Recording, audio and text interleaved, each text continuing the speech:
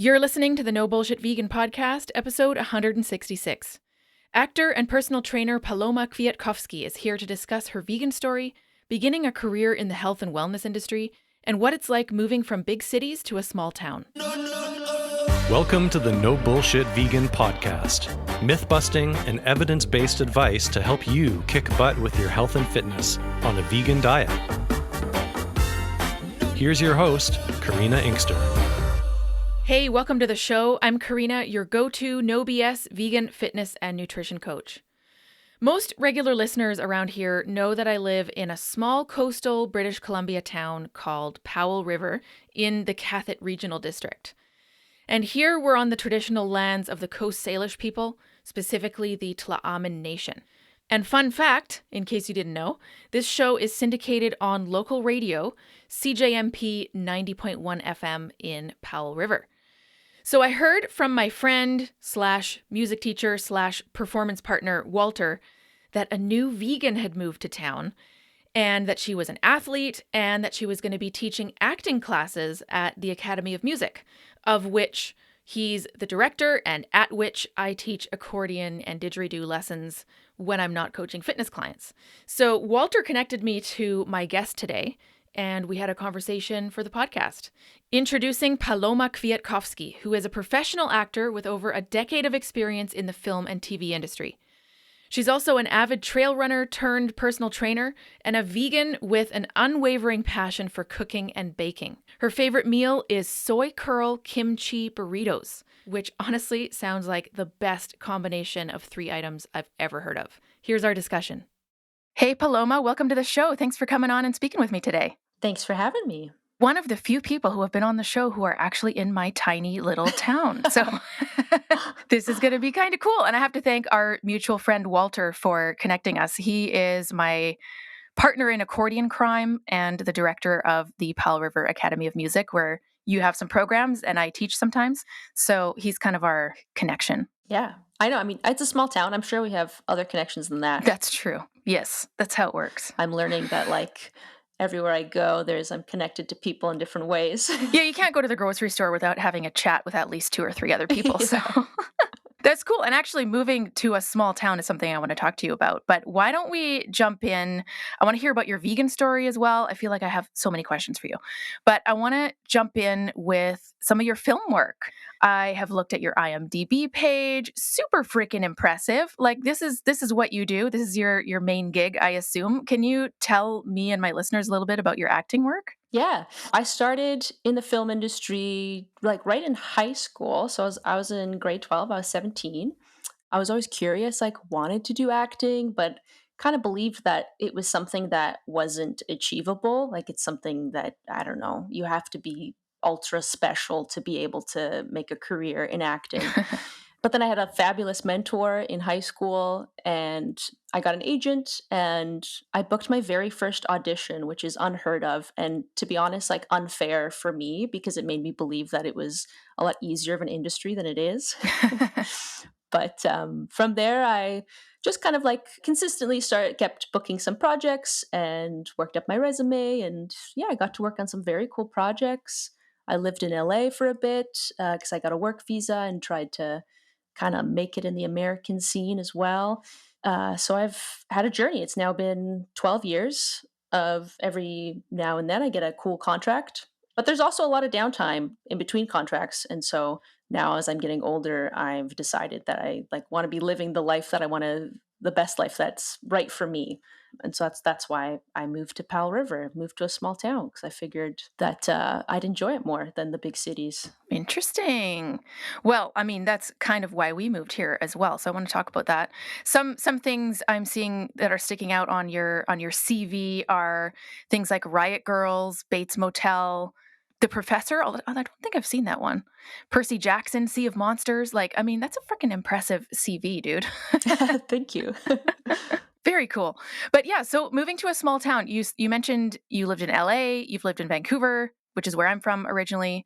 So how did you choose Powell River? I mean, I understand wanting to get out of the big city, and that's kind of where my husband and I were at as well. You know, the noise and the construction and the busyness and being able to have the type of property that we want, 1/4 acre with a separate building that's my gym and not costing 5 million like it would in Vancouver. So is that kind of similar to your reasoning for Powell River? Yeah, similar, and also the outdoors. Like I'm super into the outdoors, and in Vancouver, of course, we have the North Shore Mountains, which are beautiful and accessible and close by, but to access them, you're often stuck in traffic going over the bridge. I lived in East Vancouver, so I was close enough, but there's so much being like stuck in a car when you're living in the city, and you're not, you're getting out to the mountains a couple times a week, whereas here, like every day I'm in the forest because my where I live right now like backs onto trails. So I have a dog and we go like on our morning walk in the trails. We went to the beach. Just I was like, oh, I only have 20 minutes before this interview. I was like, oh, we'll just hop over to the beach. No big deal, right? Yeah. Yeah, it's great. Oh, totally. It's awesome. That's why we moved here too. So same kind of deal. Forest is our backyard. Yeah. And lakes, oceans, open water swimming is one of my things. And so it's just so accessible. Oh, cool. I mean, not right now when it's freaking cold, but in the summer, because I'm a cold water wimp, it's perfect. Just like, Powell Lake, just down the street, 3 minutes from my house. It's perfect. Yeah, it's a pretty cool town. And me and my partner had been here. We had done multi-day hikes. We had done some camping, and we were exploring the town, and we felt that there was this arts community very much so in the town. So it Mhm. felt like it was a community that we could connect with, people, like-minded people, which, yeah, it's turning out to be true. So that's cool. It's got kind of a reputation. Like we'd never visited here before we moved here, but we'd heard about the music scene because we're both musicians. So it's important to have gig opportunities and concerts. And, I mean, there's amazing world-class festivals here, Yeah. which seems so random Yeah. for a place this small. Like world-class jazz festival, choral festival that's international. I mean, it's pretty amazing. Yeah. So you're setting up a program at our music academy related to acting and being on camera. So tell me a little bit about that. Yes. So I'm setting up on-camera acting classes right now just for youth to start. So I'm dividing them into age groups of 12 to 14 and 15 to 17. We're just starting out with like a 6-week series. So it's going to be once a week, getting kids learning how to break down a script and getting in front of a camera, recording little short scenes, and doing things like not on camera as well, doing some scene study and exercises and all that. It's something that I was doing in Vancouver that I really enjoyed. Like it's so lovely to see kids open up, and it's amazing to see kids progress, or anybody progress. You can learn anything. If you want to be an actor, you can learn how to be an actor. It's not like you have to have this, you're not born with this talent. I think some people maybe are more empathetic than others or have better instincts, but that's not something that you can't learn. So I'm really excited to bring that, and I'm sure that there's kids here and that are interested in that world. And now that, thanks to the pandemic, we all do our self tapes from home. So that was also a huge reason why we moved to Powell River, because there's literally no reason to be in Vancouver anymore. I was just doing auditions from home. I still do. Mm-hmm. You can be an actor from anywhere because you just send in self tapes. Actually, that's a good point. That's one thing I was wondering about the move, how that would affect your job options and contracts and stuff, but probably not at all, it sounds like. Well, I guess we'll see. But so far, Well, yeah, I guess. Still kind of new.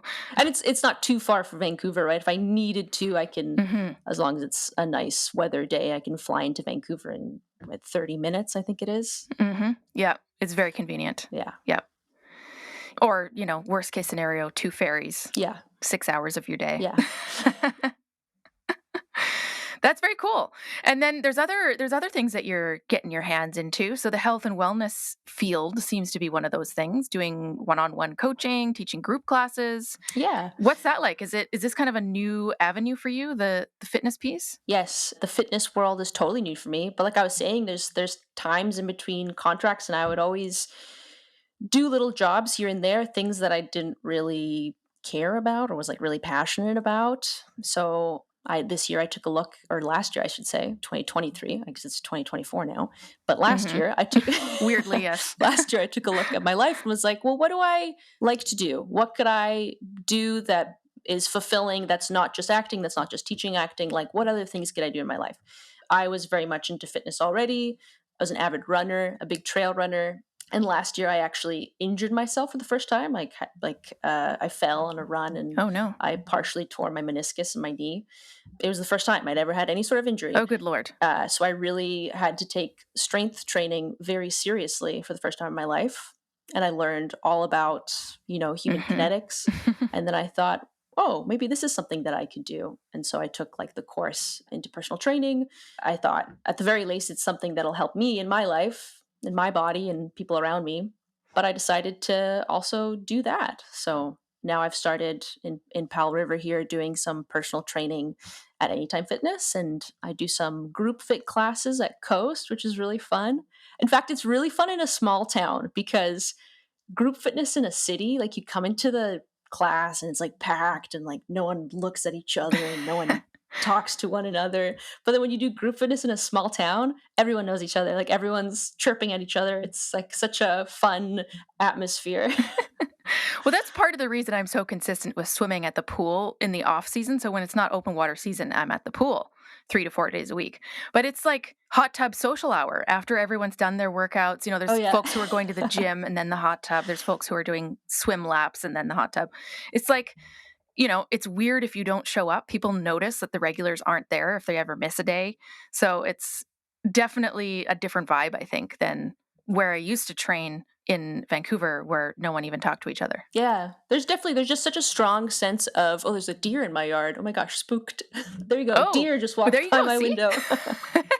But there's definitely a sense of community here that you don't get, where I never experienced as much in the city. Hmm. Like people look out for each other. People seem to just be like more in tune of what's going on in town, like everyone's not so much on their phones, like everyone's like connecting and talking to one another here. Something that we noticed when we moved here was people go to things. Yeah. They do social events, and when they RSVP to something, they show up. Whereas in Vancouver, I don't know, it's just because there's so many options, there's so many competing things. It just seemed like everyone was flaky. But here, I mean, we invited folks to our open house, like, 2 weeks after we moved, probably. Just off the street, someone walked by. They're like, oh, yeah, I just live a couple doors down. We gave them an invite. They showed up. Like, that would never happen in Vancouver. Yeah, it's really nice. I'm really enjoying living here in Powell River. That's great. Very cool. So let's chat veganism. What's your vegan story? What's the deal? Why'd you go vegan? When? Was there a catalyst? What is the story of Paloma's going plant-based? There was kind of, yeah. I was actually living in Los Angeles at the time. This was like 9, 10 years ago. And I don't know, I was bored. Didn't have a job at the time. I just had like a visa to get acting work. So I was either like auditioning or honestly not doing anything. Um, and then I can't remember what documentary like started it all, but I watched some documentary about veganism and I was shocked. I was shocked at the information that I didn't know. And I'd always considered myself an animal lover, and like seeing what really goes on in factory farms, all that was heartbreaking for me. And so then I think I'd like spent like the next like few days just watching, like just consuming all this information about veganism, and then just did a hard switch and went like right hard vegan from there, and haven't gone back, Wow. because why would you? That's pretty hardcore. Yeah. You must have been pretty young then, hey? Like teenager at the time? Yeah, I was 19, 20. Hmm. Well, I mean, nowadays there's so much information available. Mind you, I think a lot of folks are selectively ignorant, right? But it's just For sure. the information exists and it's easily accessible. I'm going to date myself here. When I was a teenager in the early 2000s, when I went vegan 21 years ago, we didn't have YouTube, we didn't have Netflix, we didn't have social media, where I was like going to the library and getting books out on how do I get my protein as a vegetarian? And then it took me a while to realize, oh, wait, if I'm vegetarian for ethical reasons, I actually have to go vegan. So Yeah. that took a while making that realization. So yeah, it was kind of a different scene, but that's kind of cool. You just made the switch. There was something. I had been dairy free for a while, only because it was like hurting my guts, not because for any sort of ethical reasons, just because Mhm. like I was lactose intolerant. It was not good. Right. And that was also actually a huge thing, just in food in general. I always had these problems with my gut health, Hmm. and I'd had all these tests, and like I finally got diagnosed with IBS, which I think is just something that they diagnose you when they don't know what is wrong with you.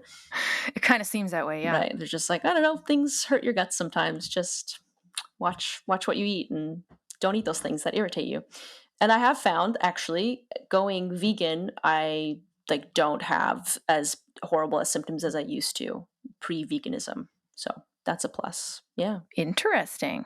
We had a gastroenterologist on the show talking about gut microbiome Yeah. and how there's some new research coming out that shows vegans actually might have more robust microbiomes. Could be because of the variety of foods we're eating or Yeah, I've heard about that. possibly the fact that it's entirely plant-based. But the research seems to be going in that direction from a gut health perspective. So that's pretty interesting. Yeah.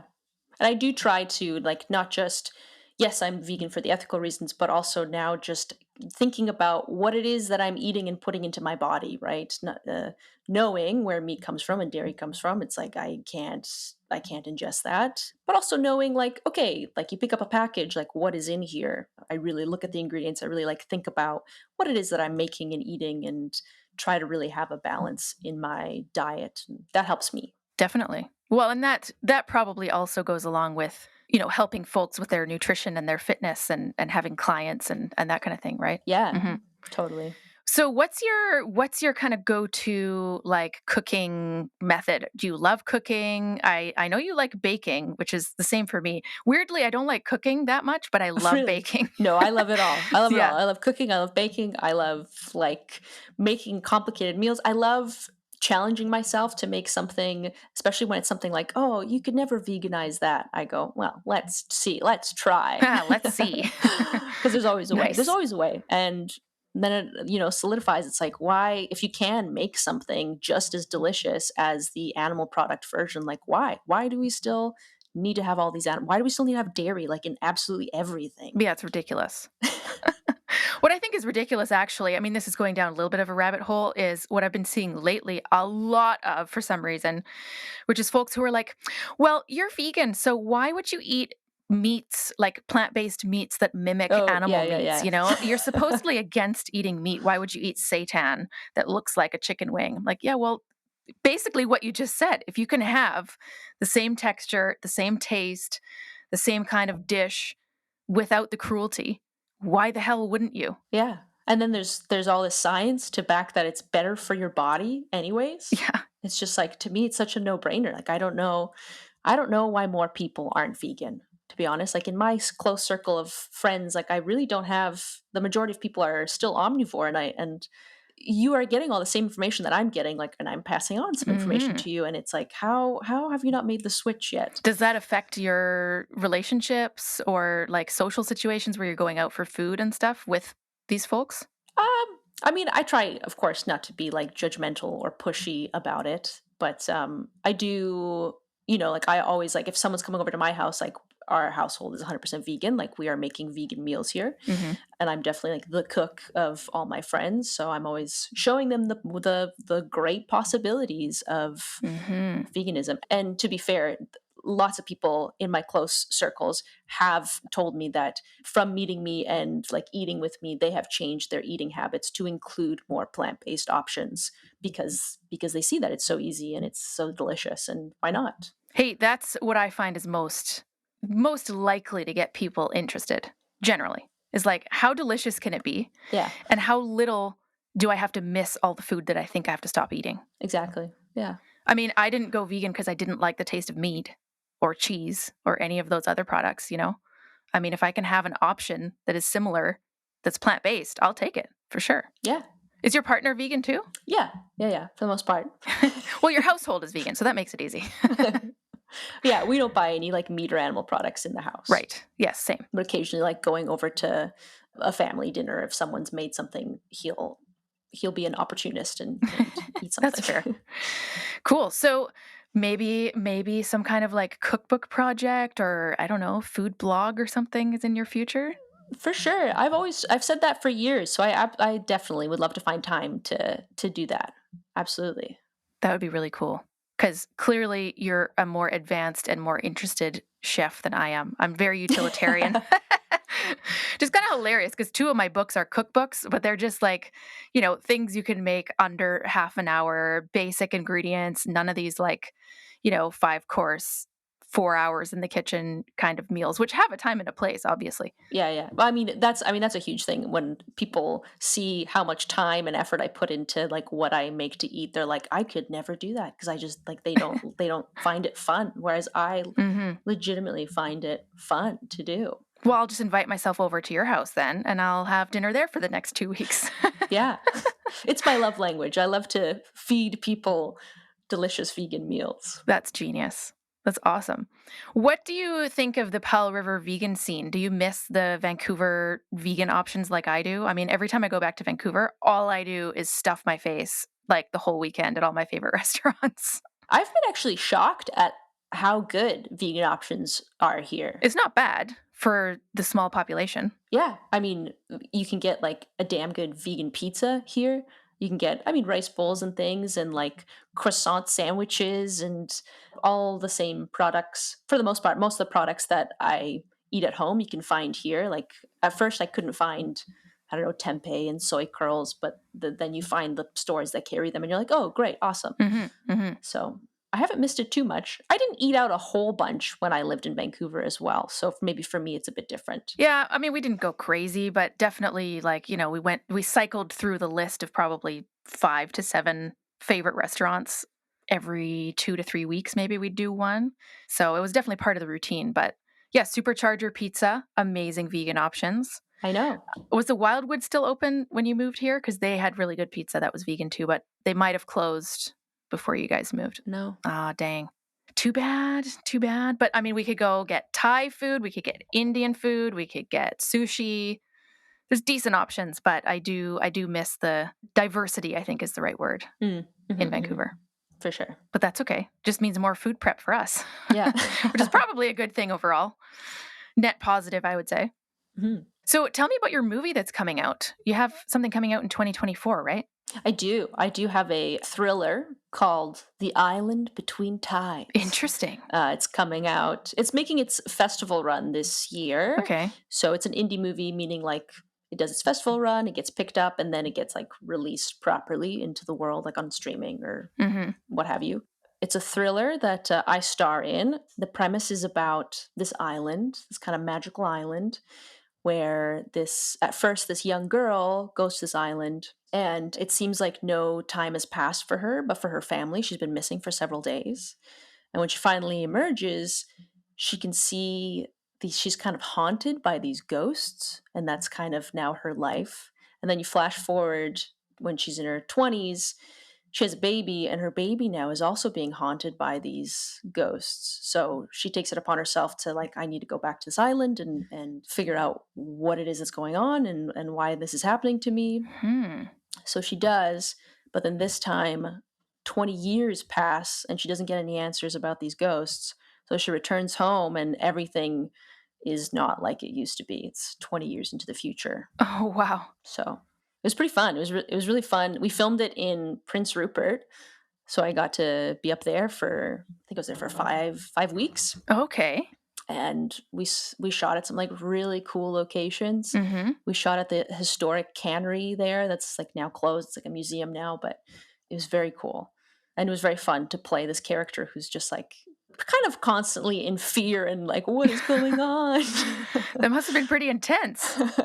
Yeah, it was fun. It was really good. Oh, that's It awesome. was a really good experience. So I'm really excited for it to come out. So The Island Between Tides. What a cool title. Mm-hmm. That's very nice. Hey, let's go back to the vegan piece because I forgot to ask you actually, vegan and health and fitness piece. Do those connect? Like, do you have a lot of clients who are plant-based? Does the plant-based thing show up when you're working with folks in person here? Like, is there a huge connection? Sometimes I actually had a client who told me to check out your podcast because Hilarious. she's vegan and follows your podcast. So I'd heard your name before you reached out to me. That's awesome. But I think that's my only vegan client. But then I get, people who are interested, and I'm always telling people, for like easy tips to improve their diet is to include more plant-based proteins and include more just plant-based cooking into their routine and sending them recipes and trying to get them to get on board on eating less animal products and see how they feel. So for sure. But a huge question is always like, well, how am I going to get my protein to do that? And it's always like, if you're eating enough and you're eating enough variety, like you're getting enough protein. Like you don't have to worry about it. Like we only need so much protein. You only need,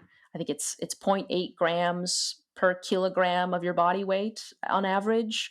So like for myself, I mean, I'm a pretty petite person, but that's only 50 grams of protein a day, which I hit after lunch, no problem. Probably in your breakfast. Yeah, it's easy. You got some oats, you get some nuts, you have some toast with almond butter, you have some snacks, you have some like lentil soup for lunch, like boom, easy. You've made it over your protein intake. Totally.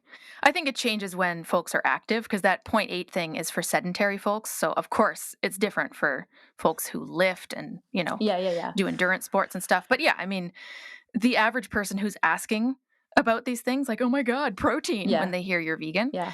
I mean, they're not like competitive athletes most of the time. So they're probably more on that side of 0.8 grams per kilo. What's your training like? So you're lifting, your strength training, you mentioned running. Yeah, I'm running. I'm trying to get back into doing some more long distance trail running because that was what I was really into. I was doing all these like big runs on the North Shore mountains, and then I slipped and fell Yikes. in the snow. So I'm back to running a few times a week, some shorter runs, making sure that my knee is okay because I learned quickly. This happened last March when I hurt myself, and so I took like a few months off. And in the summer, I really wanted to get back into running because obviously it's so beautiful and wonderful, and Of course. brings me so much joy. But my knee was still really bugging me. So I had to really step it down. I make sure that I go to the gym at least twice a week and I do like specific lower body unilateral work, things that like strengthen my knee, things that I do stability training as well, things that just challenge me to make sure that when I do get back into running long distance, I'm able to do it without any pain. And so far, so good. Oh, good. That's great to hear. What about swimming? You should join our swim club. Are you a swimmer? I'm not a swimmer. Wow. I mean, I know kind of how to swim, I guess. But yeah, I know that's really great exercise for you. For sure. Yep. Conditioning, Yeah. endurance. Yeah. It definitely translates into running. I mean, swimming is kind of its own thing because it's very technique focused and form focused. Hmm. But I find that for whatever reason, I mean, I'm not a runner, but I do find that conditioning from swimming seems to improve conditioning in other sports more than the other way around. Like I notice my conditioning for jump rope is really good if I've been swimming regularly, but jumping rope won't get my conditioning good for swimming. Oh, For whatever reason, it just like it's one direction. I don't know why. Maybe it's just because it's such a different activity and your breathing is very controlled. Like you can only breathe at certain points when you're swimming. I do a lot of cycling too. Like I do a stationary bike, or I was in the city. I was cycling everywhere, so I was keeping up my cardio.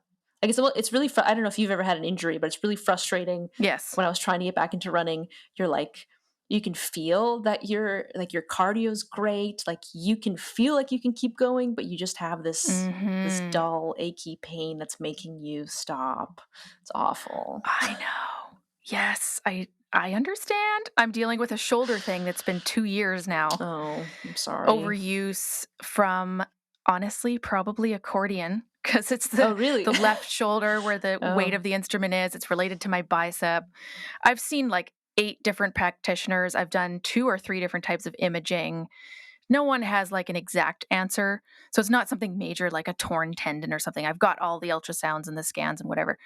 But it is like a long-standing just like thing that tells me that I'm done swimming before my conditioning does, right? So it's totally like I have to listen to the shoulder, not how the rest of me feels. I could go on and swim further, but my shoulder's like, nope, we're done for today, which can be frustrating, of course, especially if you're training for something or you have an event you want to do or what have you. It can be kind of frustrating. But hey, at least I can do it to some degree. Yeah. I'm happy that I'm not swimming.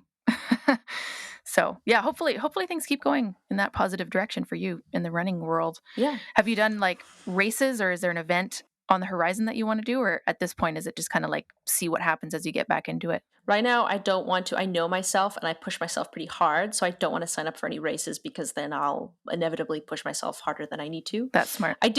Last year, I did like my first event race. I had done, like I did the Househound Crest Trail with my friend, which Cool. is like 35 kilometers and 2,000 meters of gain. It was a big day. Yeah. Uh-huh. And we did a lot of like training runs for that. And then last year I signed up for the Run Ridge Run, which was 25 kilometers and 1,000 meters of gain. And I did great. I got the time that I'm not the fastest or anything. I'm not like on the podium, but I'm definitely out there. Still fun. Still impressive. And it was after maybe like a few weeks after that, I was on some sort of, just a friend of mine were doing like a 16K run. And then I slipped and fell on that one. Oh, man. And I was like, and I had all these dreams of doing these big runs that summer, but alas, it'll have to wait. Alas. Yeah. Well, you're doing the right thing, though. I think that's smart. I think if there was an event, you'd be probably more prone to pushing yourself a little more than necessary at the moment. So that makes sense. But I would love to do more like race events. They're really fun because you get get the hype with everybody. And yeah. There's this like community of runners. It's really fun. I don't know much about the trail running scene here. I know that there's the marathon shuffle that happens as a trail route that some people run and some people walk. Okay. But I don't really know what the deal is. I know trail runners who have in the past like done Ironmans and, they're just hardcore athletes, but they kind of just do their own thing. It's not necessarily a group or a club or something like that. Yeah. I mean, I think you just have to find the people that are your pace and, that you like to hang out with for long periods of time as well. Yeah, good point. That's a bit of a criteria there. Yeah. And you're suffering a bit to some extent, there's, even though I love it, like there is suffering involved. There's type 2 fun for sure. So got to make sure you're around the right people. Well, see, that's a little different with swimming, right? Because in a swim club, yeah, you're around people, but you can't hear anything. You can't see anything. All you're looking at is like the abyss of water under you. So it's a little different. It's still a social event, before and after, but while you're swimming, that's basically all you're doing. Mm-hmm. So it's kind of a different scenario, but hence hot tub social hour when we're at the pool. Yeah. Awesome. Well, Paloma, is there anything that we've missed? Any programs you're running? Anything you want to plug that we haven't thrown at our listeners yet? I mean, I don't think so. Yeah, I'm starting up the acting classes at the Academy of Music, which I'm really excited about. That's going to be Fridays and Saturdays, starting the beginning of February, so February 2nd and 3rd. And then if you want to come to one of my HIIT classes, I'm teaching at Coast. For all you locals, I teach a 4:45 HIIT class, which is pretty fun. I try to challenge you and try to have a good time, get some glares, but you're there to work. Yeah, the evil eye, it's part of the deal. It's part of the job description. For sure. And then, yeah, anyone can look up my IMDb and check out my work. My work's out there and on Netflix and other platforms. My favorite movie I think that I've done has been Riot Girls. You mentioned it earlier, but it's pretty dope. I have a mohawk and it's like set in this post-apocalyptic alternate 90s reality, and it's like campy and cheesy, but it's really fun. It's a really fun movie. The mohawk's a good look on you, by the way. It's a good look. Very badass. Yeah, thank you. I like it. Well, thank you so much for coming on the show and speaking with me, Paloma. Great to meet you, hear about your work. I'm sure see you. This is so weird. I haven't even met you in person, and we're in Powell River. We're in our respective podcast studios. Hilarious. But I'm sure I'll like run into you at Save On or something random, how it works here. But it's been great to chat. Thanks so much for coming on the show. Yeah, thanks for having me. Paloma, thank you again for joining me. To connect with Paloma, check out our show notes at nobullshitvegan.com/166. Thanks so much for tuning in. Thanks for listening to the No Bullshit Vegan podcast at nobullshitvegan.com.